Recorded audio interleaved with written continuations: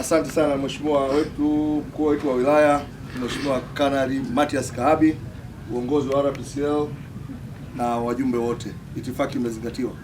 Kipekee ni kushukuru sana mheshimiwa mkuu wetu wa wilaya kwa sababu bila usimamizi wako thabiti pengine tusingefika siku ya leo tukiwa tunaongea hivi.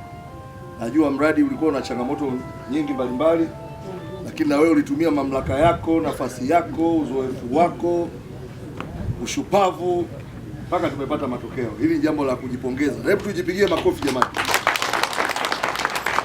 Lakini mheshimiwa mkuu wa wilaya, muda wote umeshirikiana na ofisi ya mkurugenzi. Kama ambavyo imezungumzwa, wataalamu wamekuja na hata mimi mwenyewe nimeshiriki katika mazoezi mbalimbali. Kwa hiyo hili ni jambo la faraja na ndio maana tumeweza kupata matokeo. Kwa kuwa shughuli hii ni ya kwako mheshimiwa mkuu wa wilaya, kwa niaba ya mkurugenzi mtendaji wa wilaya ya Ngara, naomba nishukuru na tuko tayari kuendelea kushirikiana na RPCL katika miradi mbalimbali na shughuli ambazo mtakuwa mnatekeleza kwa ajili ya wananchi wa wilaya yetu ya Ngara. Asante sana. Mimi kwa jina naitwa Eric Maimana. Kwetu ni Burundi, lakini sasa hivi ni Mtanzania, ni Rwanda vile vile. Kwa sababu Burundi imeshaniachilia kufanya kazi hapa, niko chini ya miguu yenu sasa. Nashukuru sana mheshimiwa mkuu wa wilaya na viongozi wengine ambao mmekuja nao kutembelea hapa Rusumo, kwani hata mimi ni mwananchi wa Rusumo sasa. Nashukuru sana Jamhuri ya Tanzania jinsi nilivyopokelewa hapa kupitia wilaya ya Ngara, na mimi nimemaliza miezi 6 sasa. Nashukuru sana mheshimiwa mkuu wa wilaya kwa sababu nimeona ni mtu tofauti sana,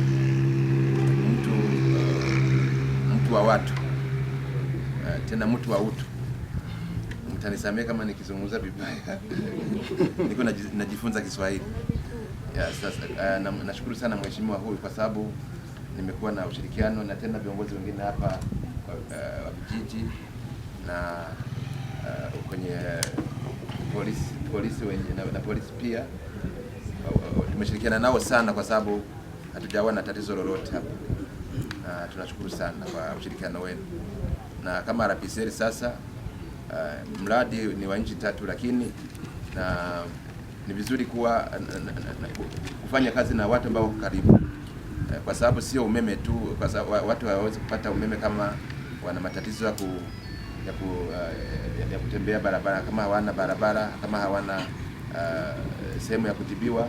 Na ndio maana mliona kwamba tulijenga hata kituo cha afya na soko kule juu, na pia tunakuwa tunashirikiana kwenye mambo madogo madogo kama hii feri ikiharibika, na tunakuwa tunachangia.